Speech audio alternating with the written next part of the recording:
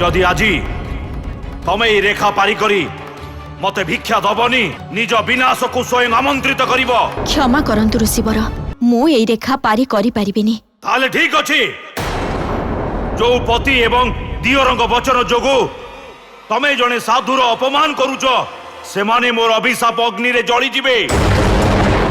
मु सेमान को अभिशाप दउछि कि रहि जांतु ऋषिवर आपन को भिक्षा दबा पई मु एई रेखा पारी करिबी।